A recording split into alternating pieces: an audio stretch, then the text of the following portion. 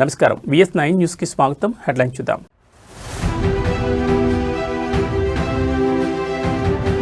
కర్తవ్య పథలో జాతీయ జెండాను ఆవిష్కరించిన Draupadi Murmu. Antonio Costa, Ursula von der Leyen కు ఘన స్వాగతం.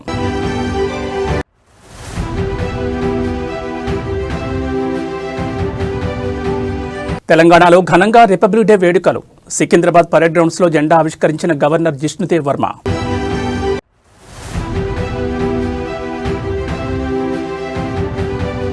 అమరావతిలో తొలిసారి గణతంత్ర దినోత్సవ వేడుకలు. జాతీయ పతాకాన్ని ఆవిష్కరించిన గవర్నర్.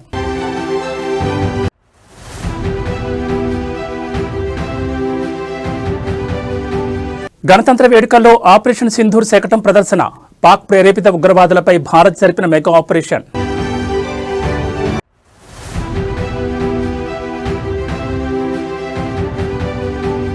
జనగణనపై తెలంగాణ జాగృతి కీలక నిర్ణయం. ఈ నెల 29న రౌండ్ టేబుల్ సమావేశానికి పిలుపునిచ్చిన కవిత.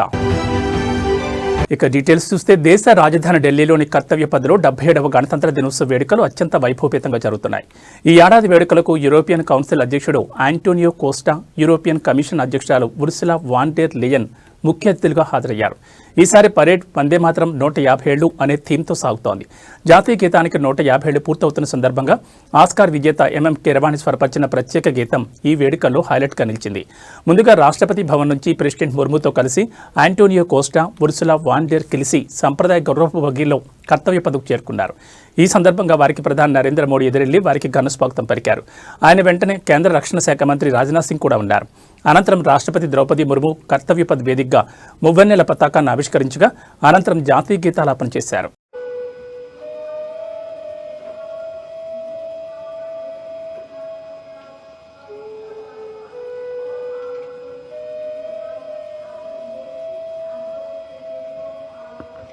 President's bodyguard now getting ready for the national anthem. The moment the dignitaries have taken their places.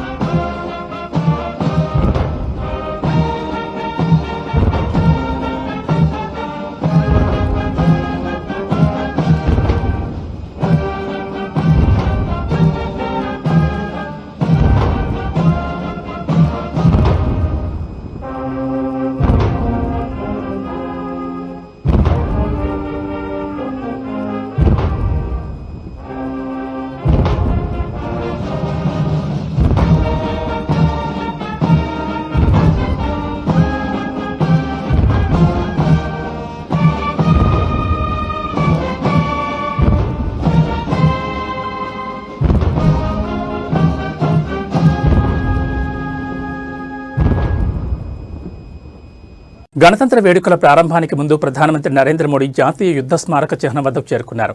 అక్కడ అమరవీరుల గౌరవార్థం పుష్పగుచ్చం ఉంచి మౌనం పాటించారు. వారి సాటిలేని ధైర్య సాహసాలను, త్యాగాలను స్మరించుకున్నారు. ఈ కార్యక్రమంలో రక్షణ మంత్రి రాజ్నాథ్ సింగ్తో పాటు త్రివిధ దళాధిపతులు కూడా పాల్గొన్నారు. నివాళులర్పించిన అనంతరం ప్రధాని మోడీ అక్కడ ఉంచిన డిజిటల్ విజిటర్స్ బుక్లో తన సందేశాన్ని లిఖించారు. అమరవీరుల త్యాగఫలమే నేటి మన స్వయం పాలనని, వారి స్ఫూర్తితో వికసిత్ భారత్ లక్ష్యంగా ముందుకు సాగుతామని ఆయన పేర్కొన్నారు. ఇక్కడ నుంచి ఆయన నేరుగా కర్తవ్య పథకు చేరుకుని గణతంత్ర పరేడ్లో పాల్గొన్నారు.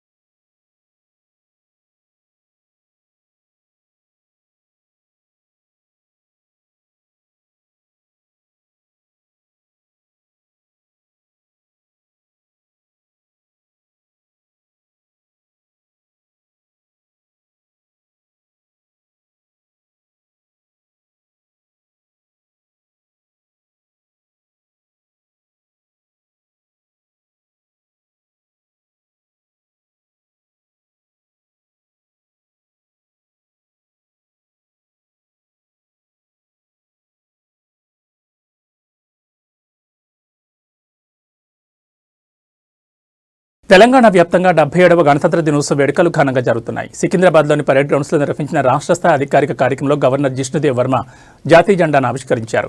అనంతరం ఆయన సాయుధ దళాల గౌరవ వందనం స్వీకరించారు. ఈ వేడుకలకు డిప్యూటీ సీఎం భట్టి విక్రమార్క, మంత్రులు కోమటిరెడ్డి వెంకటరెడ్డి, శ్రీధర్ బాబు, శాసనసభ స్పీకర్ గడ్డం ప్రసాద్, మండలి చైర్మన్ గుత్తా సుఖేందర్ రెడ్డి హాజరయ్యారు. అంతకుముందు తెలంగాణ అసెంబ్లీ ప్రాంగణంలో స్పీకర్ గడ్డం ప్రసాద్, శాసనమండలిలో చైర్మన్ గుత్తా సుఖేందర్ రెడ్డి జాతీయ పతాకాన్ని ఎగురవేశారు. రాష్ట్ర సచివాలయంతో పాటు జిల్లా కేంద్రాలు, ప్రభుత్వ కార్యాలయాలు, విద్యా సంస్థల్లోనూ రిపబ్లిక్ డే వేడుకలు ఉత్సాహంగా నిర్వహించారు. ఈ సందర్భంగా దేశం కోసం ప్రాణాలు అర్పించిన స్వాతంత్ర సమరయోధులను, రాజ్యాంగ నిర్మాతలను స్మరించుకున్నారు. రాష్ట్ర వ్యాప్తంగా అన్ని ప్రాంతాల్లో దేశభక్తి వాతావరణం నెలకొంది.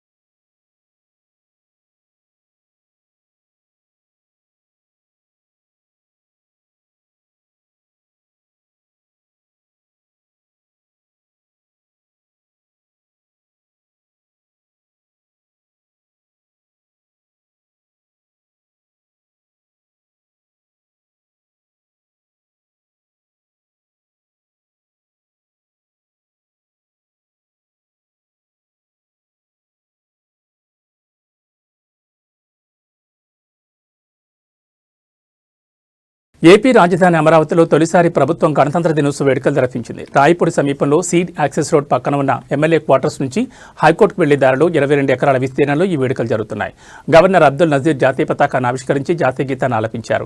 అనంతరం పోలీసులు గౌరవ వందనం స్వీకరించారు. ఈ వేడుకలకు సీఎం చంద్రబాబు నాయుడు సతీమణి నారా భువనేశ్వరి, డిప్యూటీ సీఎం పవన్ కళ్యాణ్, మంత్రి నారా లోకేష్, పలువురు మంత్రులు, ఉన్నతాధికారులు, వివిధ రంగాలకు చెందిన ప్రముఖులతో పాటు రాజధాని రైతులు హాజరయ్యారు. ఈ వేడుకల్లో రాష్ట్ర ప్రభుత్వం ఏడాదిన్నర కాలంలో చేసిన అభివృద్ధి, సంక్షేమ పథకాలు ప్రతిబింబించేలా వివిధ శాఖలకు చెందిన 22 శకటాలు ప్రదర్శించారు. వీటిలో వందే మాత్రం ఇతివృత్తాన్ని చాటి చెప్పే శకటాన్ని ఆకర్షణీయంగా తీర్చిదిద్దారు. జీరో పావర్టీ మిషన్ ప్రణాళిక, వైద్య ఆరోగ్యం, కుటుంబ సంక్షేమం, విద్య, స్త్రీ శిశు సంక్షేమం, నైపుణ్య శిక్షణ, ఉపాధి తదితర శాఖలకు చెందిన శకటాలు ఆకట్టుకున్నాయి.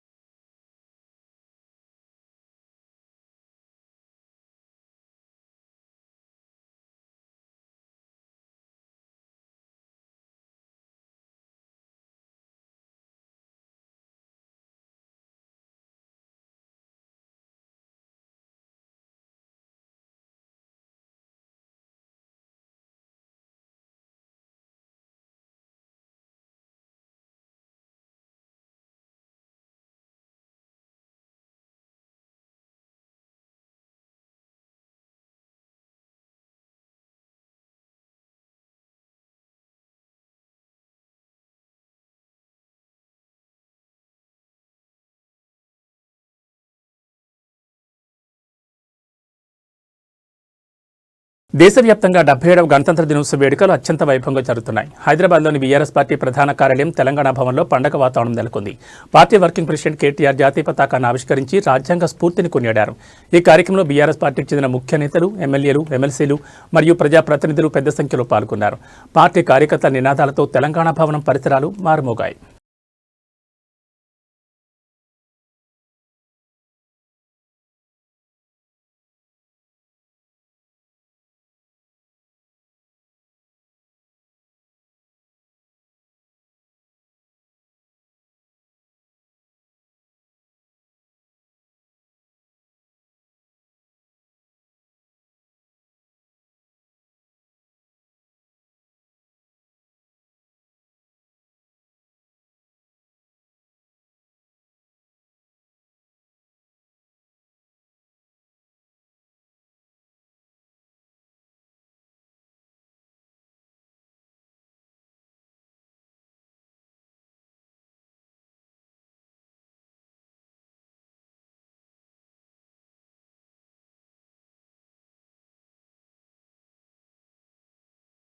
డెబ్బై 77వ గణతంత్ర దినోత్సవం సందర్భంగా ఢిల్లీలోని కర్తవ్య పథలో జరిగిన పరేడ్లో త్రివిధ దళాల శకటం ప్రత్యేక ఆకర్షణగా నిలిచింది.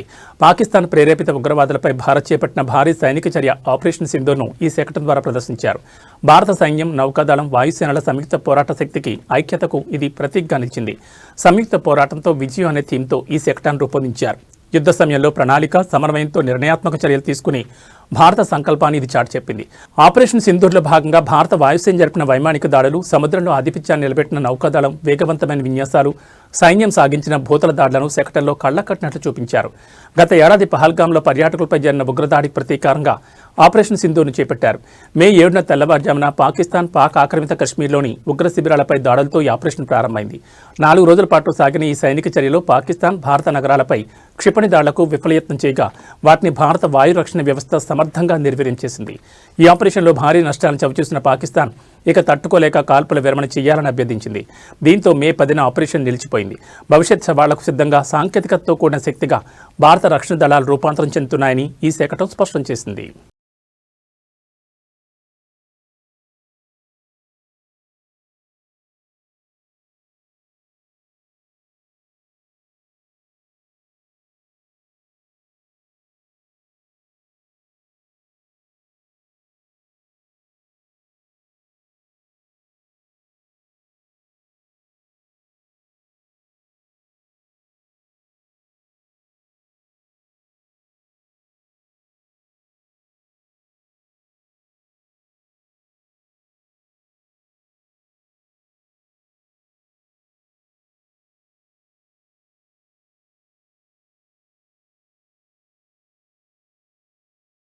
వ్యోమగామి శుభాంశు శుక్లా అశోక్ చక్ర అవార్డు స్వీకరించారు. రిపబ్లిక్ డే వేడుకల సందర్భంగా ఢిల్లీలోని కర్తవ్య పథ్లో రాష్ట్రపతి ద్రౌపది ముర్ము ఆయనకు మెడల్ ప్రదానం చేశారు. ఈ దృశ్యాన్ని ప్రత్యక్షంగా వీక్షించిన ఆయన భార్య భావోద్వేగానికి లోనయ్యారు. కాగా ఇంటర్నేషనల్ స్పేస్ స్టేషన్కి వెళ్లి వచ్చిన తొలి భారతీయుడిగా శుభాంశు చరిత్ర సృష్టించిన విషయం తెలిసిందే. దీంతో కేంద్రం ఆయనను అశోక్ చక్రతో సత్కరించింది. ग्रुप कैप्टन शुभांशु शुक्ला को अदम्य साहस, उत्कृष्ट शौर्य के लिए अशोक चक्र से सम्मानित किया जाता है. Group captain Shubhanshu Shukla.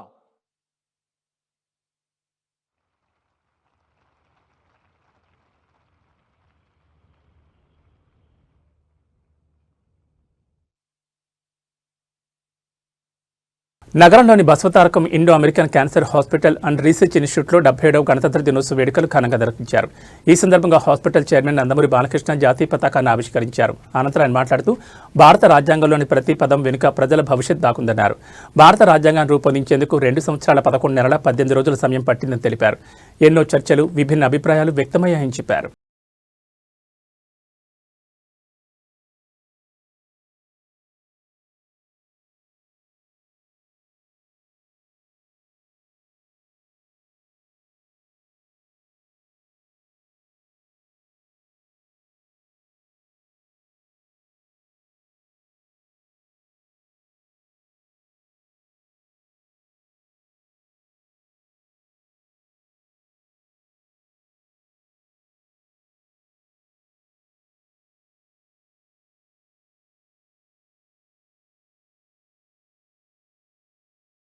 గణతంత్ర దినోత్సవ వేడుకల వేళ మంత్రి వాకటి శ్రీహరికి త్రుటిలో ప్రమాదం తప్పింది. 77వ గణతంత్ర దినోత్సవాన్ని పురస్కరించుకుని నారాయణపేట జిల్లా మక్తల్ తహసీల్దార్ కార్యాలయంలో ఏర్పాటు చేసిన వేడుకల్లో మంత్రి వాకటి శ్రీహరి పాల్గొన్నారు.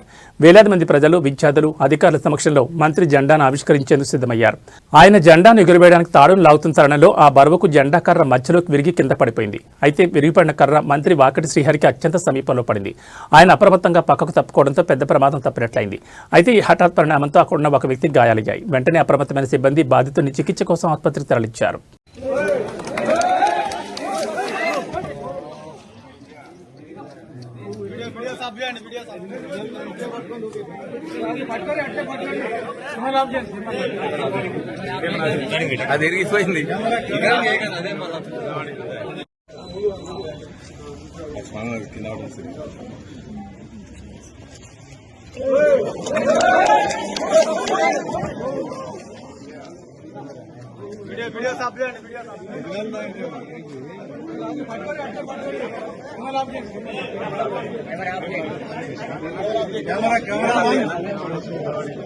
దుబ్బాక నియోజకవర్గంలో రాజకీయ సేగలు ఒక్కసారిగా రాజుకున్నాయి. 77వ గణతంత్ర దినోత్సవ వేడుకల్లో పాల్గొని తిరిగి వెళుతున్న బీఆర్ఎస్ ఎమ్మెల్యే కొత్త ప్రభాకర్ రెడ్డిపై కాంగ్రెస్ కార్యకర్తలు, నాయకులు దాడికి యత్నించడం సంచలనంగా మారింది.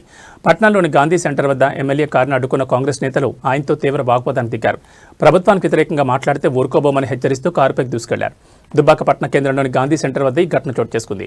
గణతంత్ర వేడుకల్లో భాగంగా జాతీయ పతాకాన్ని ఆవిష్కరించిన ఎమ్మెల్యే కొత్త ప్రభాకర్ రెడ్డి తన కారులో బయలుదేరారు. అప్పటికే అక్కడ ఉన్న కాంగ్రెస్ శ్రేణులు అకస్మాత్తుగా కారును అడ్డుకున్నారు. ఎమ్మెల్యే కారు డోర్ తీసేందుకు ప్రయత్నిస్తూ ప్రభుత్వ వైఖరిని విమర్శిస్తే సహించేది లేదని బెదిరింపులకు దిగారు.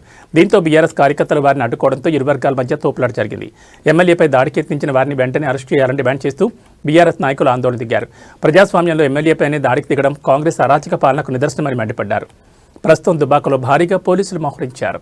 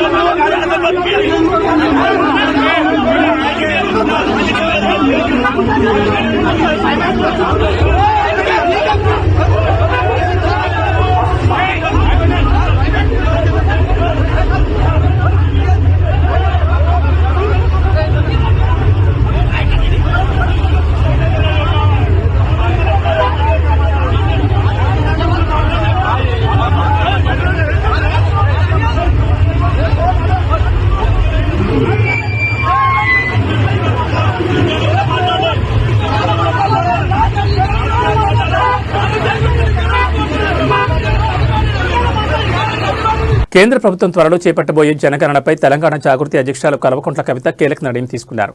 జనగణనలో బీసీల కులగణన చేపట్టాలన్న డిమాండ్తో ఈ నెల 29న భారీ రౌండ్ టేబుల్ సమావేశం నిర్వహించనున్నారు. బంజారాహిల్స్లోని జాగృతి కార్యాలయంలో స్టేట్ బాడీ నాయకులతో సమావేశమైన ఆమె భవిష్యత్ కార్యాచరణను ఖరారు చేశారు. కేంద్రం నిర్వహించే జనగణనలో బీసీలకు ప్రత్యేక కాలం లేకపోవడం, అలాగే సబ్ కాస్ట్లను లెక్కించే విధానం లేకపోవడంపై తెలంగాణ జాగృతి తీవ్ర అభ్యంతరం వ్యక్తం చేస్తోంది.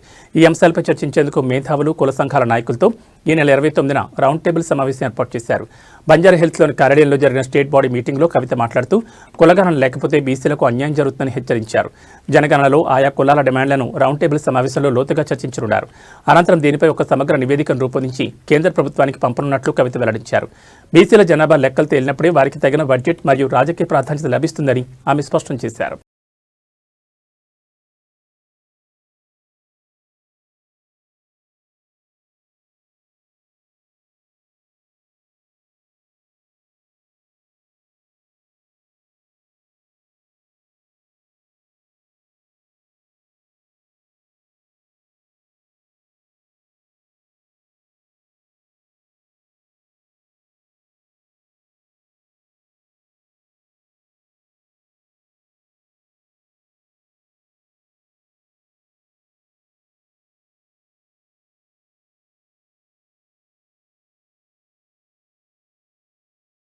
ఇవి బులెటిన్ విశేషాలు. నమస్కారం.